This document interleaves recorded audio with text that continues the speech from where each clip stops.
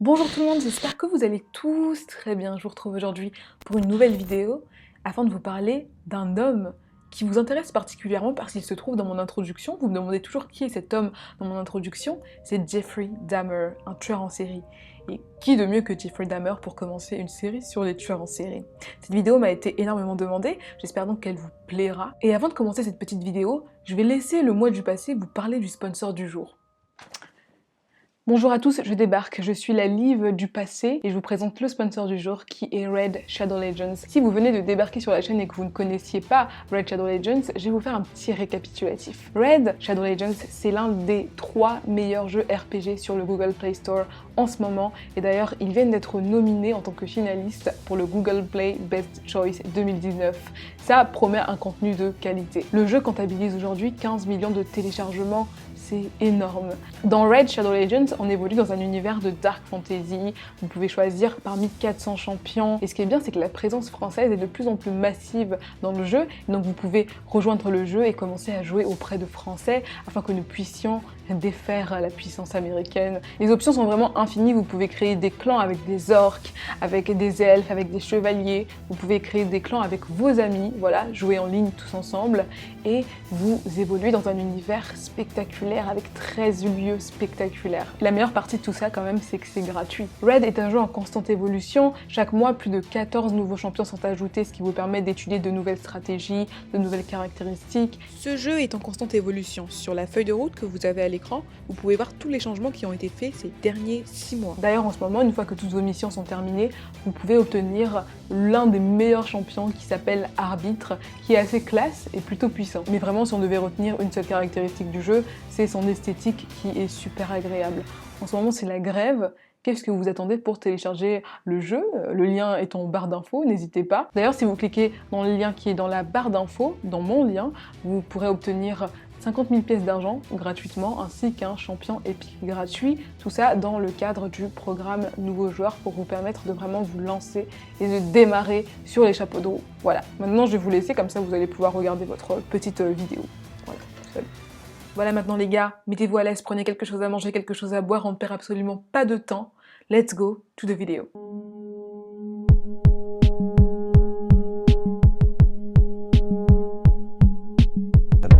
The usual dissection of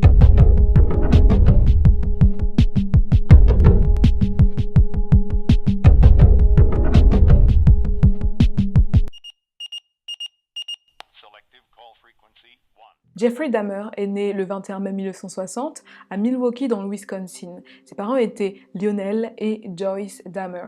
Et ses parents vraiment l'aimaient beaucoup, l'adoraient comme tous les parents finalement, mais c'est important de le préciser quand on parle des tueurs en série. Il avait une bonne structure familiale, ses parents le trouvaient très beau quand il était enfant, c'était un bébé apparemment vraiment très mignon, mais ses professeurs le voyaient assez différemment et ils le trouvaient un petit peu étrange. Ils suspectaient même qu'il soit négligé à la maison, qu'il soit maltraité, parce qu'il était tellement différent des autres enfants, qu'il était tellement renfermé dès sa première année d'école, que oui, les professeurs le voyaient un petit peu de manière étrange. C'est vrai que les parents de Jeffrey ne passaient pas énormément de temps avec lui, parce que déjà, son père, lui, était à l'université pour obtenir son diplôme en chimie quand il était tout petit, et sa mère était souvent clouée au lit après une grosse maladie. Il y avait énormément de tensions entre Joyce et Lionel Dahmer. D'ailleurs, Jeffrey l'a décrit beaucoup plus tard comme vraiment des tensions extrêmes dans la maison. Malgré tout, ils essayaient quand même de faire au mieux pour leur fils. Ils s'inquiétaient tellement pour leur fils qu'ils ne voulaient pas qu'il se sente menacé par l'arrivée de son petit frère. Donc ils lui ont demandé, pour l'inclure un petit peu dans toute cette aventure, de choisir le nom de son petit frère, et il a choisi, il l'a appelé David. Mais la naissance de son petit frère, en plus des multiples déménagements de la famille, ont un petit peu fragilisé Jeffrey et il a commencé à s'isoler encore plus. Il était de plus en plus renfermé. Finalement, la famille s'est installée à Bath, dans l'Ohio, en 1968, et là, Jeffrey a eu un petit peu plus de stabilité.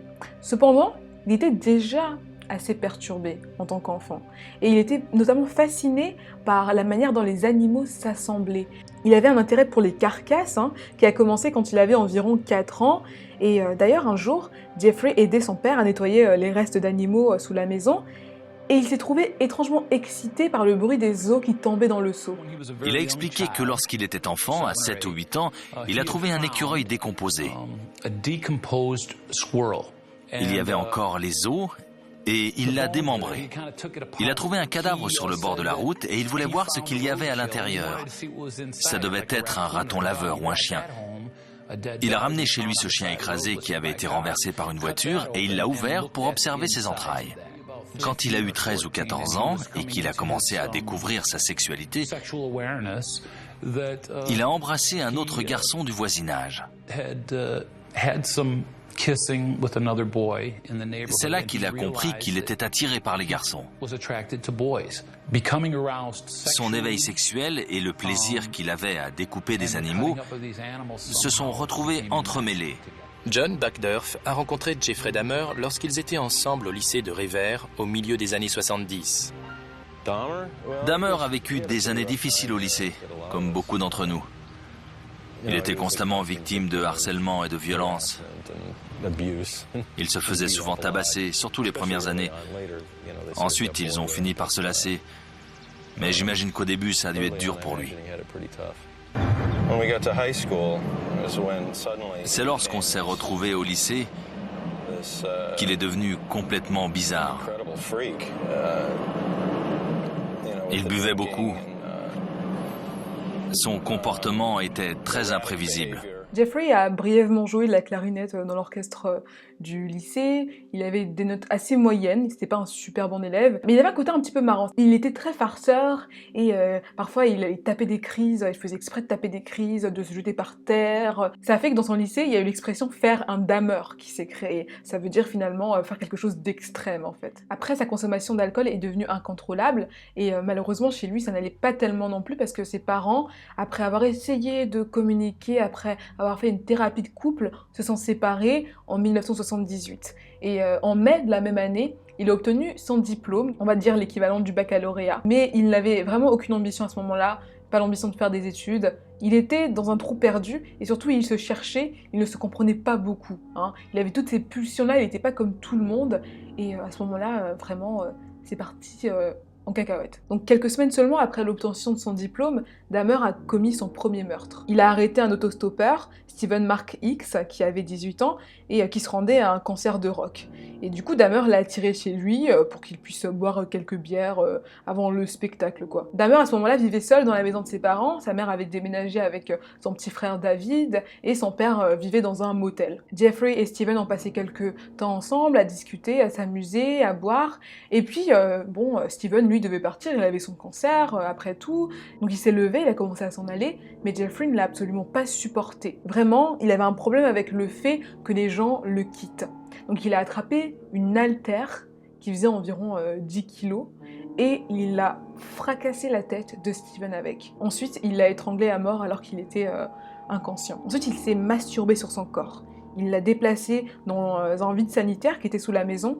Il a disséqué le corps et après, il l'a enterré dans une tombe peu profonde. Quelques semaines après, il est revenu récupérer le corps pour le dissoudre dans de l'acide. Et après, il a écrasé tous les os et il les a dispersés. Il voulait vraiment qu'il ne reste aucune trace de Steven. Peu de temps après, Lionel, donc son père, vient lui rendre visite, il discute un petit peu. Lionel, lui, il voudrait qu'il aille à l'université, ce que d'ailleurs Jeffrey va faire, il va y aller pour un semestre, pour faire plaisir à son père. Il va s'engager dans l'armée américaine après, mais ses problèmes d'alcool, ses problèmes de comportement font qu'il va être finalement viré de l'armée en 1981, et à partir de là, il va se concentrer totalement sur sa vie de débauche, sur sa vie de criminel. D'ailleurs, il faut savoir qu'au moins 2 soldats ont accusé Jeffrey de les avoir violés pendant les 17 mois où il était mobilisé. L'un d'eux était Preston Davis, il avait 20 ans à l'époque, et il a confié au Daily Mail tout ce qui s'était passé, et aussi il a parlé un peu de la personnalité de ce Jeffrey Dahmer. C'était un individu très raciste, et une fois qu'il avait commencé à boire, il devenait vraiment très odieux. Apparemment, Jeffrey lui racontait qu'il avait tué un homme dans l'Ohio, mais Preston ne le croyait absolument pas. La sexualité de Jeffrey Dahmer était très étrange. Il avait une volonté de contrôler à tout prix la personne avec qui il avait des rapports sexuels. On a l'impression qu'il n'appréciait jamais les rapports consentis et qu'il fallait toujours que ça passe par le viol, que ce soit par le viol d'un cadavre ou le viol d'une personne bien vivante. Incapable d'établir de vraies relations, mais désespérément en quête de contacts sexuels nécrophiles, en 1985, Dahmer se met à fréquenter des bains-douches homosexuels où il emmène ses partenaires dans des cabines privées pour pouvoir les droguer. C'était un amant très égoïste. Il voulait être celui qui donne. mais pas celui qui reçoit pendant un rapport homosexuel. Il aimait aussi bien le sexe oral que le sexe anal. Mais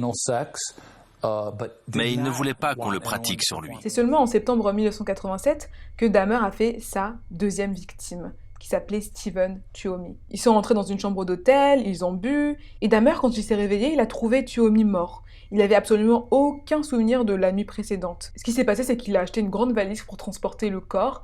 Il l'a emmené dans le sous-sol de chez sa grand-mère où il vivait et il a démembré le corps et il s'en est débarrassé. Sa grand-mère, elle en avait vraiment marre qu'il rentre toujours archi tard. Elle en avait marre qu'il soit toujours ivre. Et en 1988, elle a décidé qu'il devait quitter les lieux. Il ne pouvait plus vivre avec elle. La plupart des meurtres de Jeffrey Dahmer se passaient de la même manière. Donc il se rendait dans un petit bar gay, il discutait avec des hommes, il les soudoyait avec des petits verres, avec de l'argent, pour ensuite pouvoir rentrer avec eux chez lui. Quand les victimes exprimaient le besoin de partir, c'est là que Jeffrey commençait à s'énerver et qu'il les tuait. Généralement, il les tuait par strangulation. Ensuite, il avait souvent des relations sexuelles avec les cadavres. Il utilisait même des préservatifs, c'est-à-dire qu'il était très consciencieux dans sa démarche. Et puis ensuite, il les découpait et il disposait des bouts de corps. Souvent quand même, alors c'était une forme de trophée, mais non, dans le cas de Dahmer, c'était plus parce qu'il voulait garder un bout de ses victimes, parce qu'il les aimait d'une certaine manière. Il gardait des organes, il gardait un crâne, un os. C'était un peu sa petite collection qui s'étendait. Entre 1978 et 1991, Jeffrey Dahmer a tué 17 hommes. Et la plupart du temps, il choisissait des hommes qui n'avaient pas beaucoup d'attaches, et dans l'absence ne provoqueraient aucune suspicion finalement. Au fur et à mesure de ces massacres, il trouvait de nouvelles techniques, de nouvelles manières finalement d'expérimenter, de faire des expériences sur ses victimes. Apparemment, il s'est même adonné au cannibalisme. Il aurait mangé la chair de certaines de ses victimes, non pas par plaisir vraiment gustatif, mais par volonté de s'approprier leur corps, pour qu'ils restent pour toujours avec lui. Dahmer a tenté des expériences assez horribles, des lobotomies, en forant le crâne de ses victimes, encore vivantes parfois, avec des perceuses, et en y injectant de l'acide chlorhydrique, j'ai même du mal à le dire parce que je trouve ça juste horrible. Le 27 mai 1991, Sandra Smith, une voisine de Jeffrey Dahmer, a aperçu un jeune homme d'origine asiatique courir dans la rue. Il semblait assez jeune, il était tout nu dans la rue. Donc elle s'est dit que c'était un petit peu bizarre, elle a appelé la police, elle leur a expliqué que effectivement il y avait un jeune homme tout nu qui courait dans la rue. La police s'est rendue sur place. Et quand elle est arrivée, elle a trouvé ce jeune homme un peu pris sous l'aile de Jeffrey Dahmer.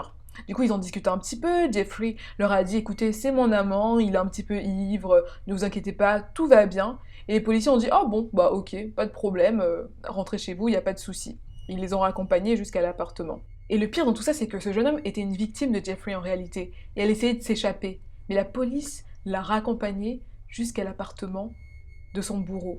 Et en plus, s'ils avaient fait une petite enquête, ils auraient découvert que dans l'appartement, il y avait le corps d'une autre victime. La 12e victime de Jeffrey, Tony Hughes. Tout s'est donc arrêté le 22 juillet 1991. La police a trouvé un garçon, un homme afro-américain qui s'appelait Tracy Edwards, qui était menotté et qui errait dans la ville, comme ça, voilà. Tracy Edwards leur a raconté qu'il avait été finalement accosté par un homme qu'il avait emmené chez lui et qui avait voulu lui faire du mal, qui avait voulu le droguer pour lui faire du mal. Ils ont voulu vérifier ses dires, donc Tracy les a conduits jusqu'à l'appartement de Jeffrey. Jeffrey, qui n'était pas du tout prêt pour une visite de la police, n'avait pas du tout pris le temps de ranger un peu chez lui, de cacher les preuves. La police est entrée, bon c'était pas un appartement hyper propre, il y avait quelques petites odeurs un peu étranges, quelques petits polaroids. Ils ont quand même commencé à jeter un œil à ces polaroids, ils se sont rendus compte que les photos étaient un petit peu étranges, un petit peu criminelles, puis en fouillant un peu plus, ils ont remarqué qu'il y avait des pots avec des choses étranges à l'intérieur, comme des bouts de viande, mais ça ressemblait encore plus à des organes humains.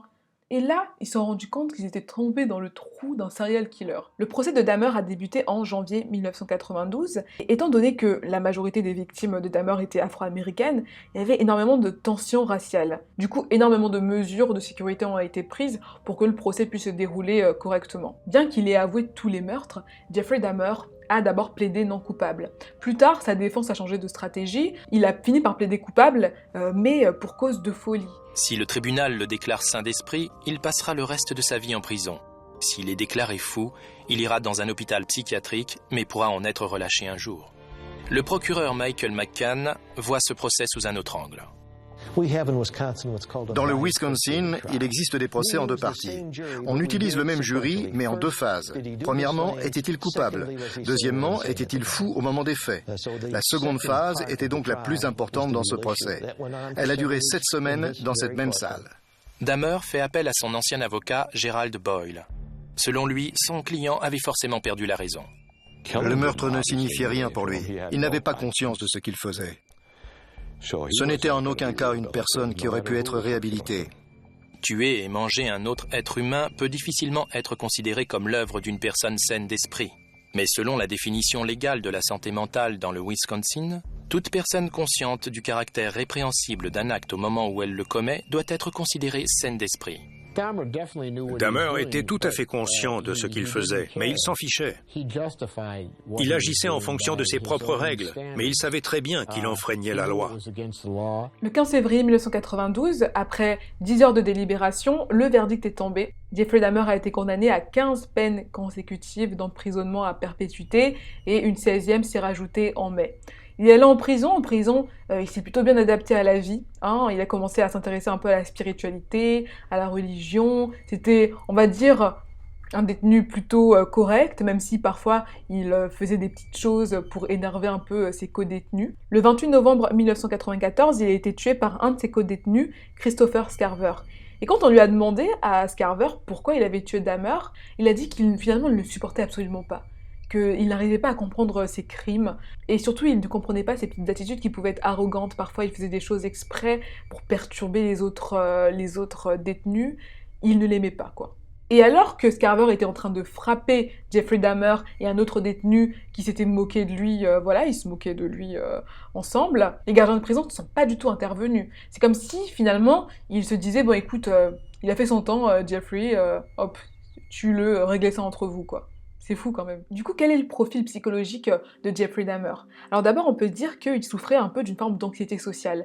Il avait beaucoup de mal, depuis son plus jeune âge, à soutenir le regard avec ses camarades de classe, même avec ses parents parfois. Il était très très très renfermé, Et il était un petit peu psychotique aussi, un petit peu perché. Il avait des idées un peu étranges, il croyait à l'existence des zombies, il voulait même créer des zombies, avec ses expériences de lobotomie. Voilà. Un homme un peu spécial. Mais je ne sais pas si vous avez remarqué, si vous vous intéressez un peu au monde des serial killers, Jeffrey Dahmer, c'est un des serial killers préférés. Ce phénomène vient peut-être du fait que, un peu comme avec Ted Bundy, Jeffrey était considéré comme un garçon très intelligent, qui était sympathique. Les experts qui sont passés pour témoigner à la barre disaient que c'était un garçon intelligent, sympathique. Et puis il ne faut pas oublier la défense de Jeffrey qui disait qu'il ne tuait pas pour le mal, mais qu'il tuait pour garder un bout de ces personnes avec lui pour ne jamais être seul. Et tout ça a créé une sorte d'engouement autour de Jeffrey Dahmer. C'est l'homme qui tue parce qu'il ne veut pas être seul, et ça a créé de la sympathie autour de lui. Bref, voilà les gars, j'ai assez parlé. Dites-moi ce que vous pensez de cette histoire, dites-moi ce que vous pensez de Jeffrey Dahmer. Écoutez, je vous laisse maintenant, vous pouvez me retrouver sur mes réseaux sociaux si vous le souhaitez, Instagram, Twitter, tout sera dans la barre d'infos. En attendant, je vous fais des gros bisous, prenez bien soin de vous et je vous dis à bientôt.